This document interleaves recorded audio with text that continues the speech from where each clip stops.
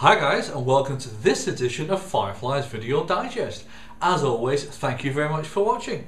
It's been a while since I've been able to do one of these, but things have settled down now, so I'm back hopefully to do a few more. This one I want to talk about you and me, in other words, the humble spectator. Cast your mind for a second. How many of you have ever played for the first team of Chelsea, Liverpool, Man United? I'm willing to bet no one. How many of you have driven an F1 car for, say, McLaren, Red Bull or Ferrari? Again, nobody. How many of you have played for a rugby team or any other teams at a professional level? Very few of us. So most of us have not experienced that very high level competitive atmosphere or game. But I'm willing to bet that almost everyone, if not everybody who watches this video, has at some point watched professional sports on their television. For example, I was up at 6 AM this morning on a Sunday just to watch the first F1 of the season in Melbourne. That's how much I enjoy that sport, and many of us will go down to the pub to watch the football, go to other venues to watch other kinds of sports. Now, if you look at, for example, professional football, some of these players are paid £50,000, £100,000 a week. They would not be paid that level of money if it wasn't for you and I watching television. Paying our TV license fees, paying people like Sky for the honour of having HD, and putting money into the system. Ditto, in fact even more so for something like Formula 1, where you have a lot of sponsorship, a lot of people watching, and that money goes to pay the drivers and the teams. Formula 1 as it is today simply would not exist without that level of money. The same for other kinds of sports such as American football, baseball, basketball, sponsorship, viewers, spectators. These sports would not exist at the high level that they do today without us. That is how important spectators and spectatorship is to professional sports. Now let's convert that across to esports. And you can see over the past few years that's really started to grow in terms of importance and in terms of, for example, the pot size if you're on a professional competition. There's competition at the moment with pot sizes of $100,000 and above. You can make a living and have been able to make a living for several years off esports if you're good enough. And the same thing that applies to regular sports where you have to be dedicated, skilled, talented to be able to make the first team or be that F1 driver or whatever, also applies to esports. Very few people have the talent, the dedication, the opportunity to get that good at one of those games. But if you can make a lot of money. Now the money comes from, in most cases, sponsorship, but it's coming more and more from spectators, you and I, people who are, if not paying to watch online, perhaps there are ads that we can see, perhaps there's other things coming in. If we go to a live venue, for example Multiplayer's iSeries in the UK, you've got to pay to get in there, but when you're in there you can watch various games, so you are paying towards the pot of money that those pro competitive players are playing to win. So spectators and spectatorship in esports is also becoming more and more important. And I have to say, it's a continual puzzlement for me why nobody has started a dedicated esports TV channel, certainly not in Europe. I've got several hundred different channels on Sky, and yet not one of them is dedicated to gaming. Yet some of the biggest games, the COD series, the Battlefield series, whatever, gross as much revenue as things such as the Lord of the Rings. Your COD was what, $1 billion game the last one that came out?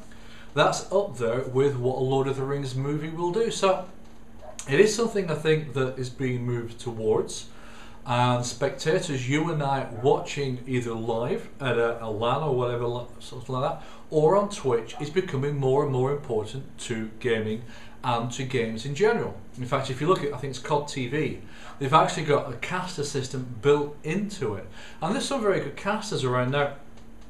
Part of the reason why I'm doing this video is I spent most of last weekend watching several hours of recorded Twitch TV of the ENSL.org competition for Natural Selection 2. Now that particular game has a very good spectate system, and in the second part of this video I'll touch on that a bit more. But I spent several hours watching some of the top teams absolutely go hammer and tongs at each other, and some of these games were amazing. If you've never watched these on Twitch TV, check them out. Look for Hugh or look for Natural Selection 2 on twitch.tv and you'll see some amazing games from last week. So that introduction kind of introduces why spectators are important on professional sports, and let's call it real life, and why spectators, you and I, are becoming important for esports, virtual life. The next section, I want to take that a little bit further.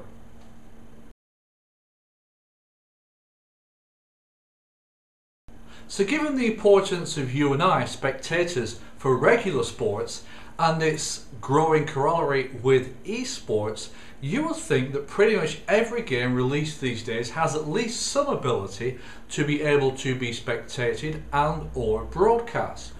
For example, I've mentioned COD a few times, we all know what that is all about. But if you take something like PlanetSide 2, it has built-in YouTube recording and built-in Twitch TV live streaming. Now I've tried them both, and let's be honest, the quality is not too hot, but it is something that they're working on and something which is being built up. I also mentioned Natural Selection 2 earlier. I just want to touch on this a little bit more. NS2 is built on the Spark engine, which is proprietary to Unknown Worlds, the people who built NS2. Now, the way the Spectator system came about with them was that they actually didn't build it. A community member built a Spectator system, showed it to them, and they went, that's actually pretty damn cool. So they polished it, included it into the game, and that community member that built that system is now a part-time member of UWE. In other words, he works part-time on Natural Selection 2. So that shows you what a community member can do with a moddable engine. As you can probably guess, you know where I'm going to go with the rest of this digest, onto my favourite topic. So most games these days either have or should have some form of spectator or broadcast. There's one obvious exception to that, and that's everyone's favourite game, Battlefield 3. It does not have any form of spectate mode, or it didn't. There is a tournament called levelbf.com, which is a relatively high level tournament. They've got some very good players in there. I don't play in it personally, but I have a friend who does. And they've managed to develop their own spectate system for Battlefield 3. Now, I don't know the technicalities of how they've done it. I do know that it's only an unranked server. I put a link in the description of this video so that you can see a demo of their spectate system.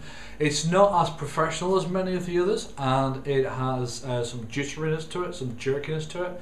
But at the end of the day, they got a free cam spectate system on a server with 64 players playing at a competitive level, and that is really what it needs. So why DICE left this out, I have my suspicions as to why they left it out. I'm hoping one day to find out if those suspicions were correct, but you have to hope and have to expect that on March 26th, when they have the unveiling of BF4, that they also unveiled there will be a full-scale spectate esports system.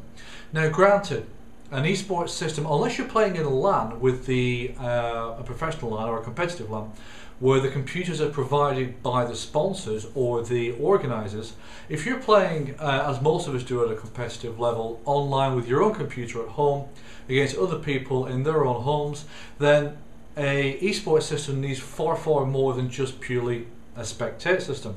It requires a very good anti-hacking, it requires to have demo recording, it requires server-side variables so that you can change different settings and things, even something as simple as both teams typing in ready so that the game automatically starts. So there's a lot of things missing from Battlefield 3, which I'm hoping will be in Battlefield 4, and if they're not, I think DICE are missing quite a trick with that, because as esports grows, you're going to find that more sponsorship flows in, more interest flows in. If there's more interest and sponsorship, more people buy the initial game and more people buy the DLC. It results in more sales. Say for example the, what was it, $200 million I think that DICE had decided to spend on the marketing launch of BF3. If they'd taken, what, $500,000 of that, given it to a couple of developers and said, there you go guys, you develop a Spectator system, because if we put $500,000 into that, we know we're going to get several more million through sales. And it just seems to be a no-brainer to me. So I'm hoping that BF4 will have a full-blown Spectator and esports system. BF3 to me was very much almost a tech demo of the Frostbite 2 engine. My opinion from looking out inwards towards DICE was that they developed the engine, and then that was the principal thing, and secondary was the game. With BF4 they've got the engine, they've had 2 years and various teams within DICE to build a much better game than BF3 was. They don't have to worry about the engine, they have to worry about the game and add all those things that were missing, and preferably take out some of the things that were in there, such as blue tint. Do I think it'll be moddable? No, I don't. But I'm very much hoping that DICE will include all the things that were missing in BF3 into BF4, because esports is growing. Esports is generating interest and revenue, and it's far easier for someone like me, and probably someone like you, to play on a computer than it is to go out and find Sunday League football. And I'm almost willing to bet that more of us play online on esports than play physical real life games and sports. So that's what I wanted to talk about in this digest. Esports, its importance, how different games are bringing it up so that we can watch it live on Twitch, or we can watch it recorded on Twitch and YouTube. Highlight a deficiency of BF3, which all of us know about anyway, and also to highlight the fact that I've got a sneaking suspicion there will be a lot more things in BF4 that were missing in BF3, because they've had a chance to concentrate on the game rather than the engine. And the hope, and if this message ever does get to DICE, the hope that they can provide a lot more features that the community wants and needs, because at the end of the day, DICE is a company, it needs to make revenue. If you add these features, your revenue will increase. Well, that's it for this digest. Like I said at the beginning, the first one in quite a while. I hope you enjoyed it. I look forward to your comments. As always, I'm available on YouTube, Twitter, Facebook, and on Phyrefli.com. So that's it for now. Enjoy your gaming. Take care.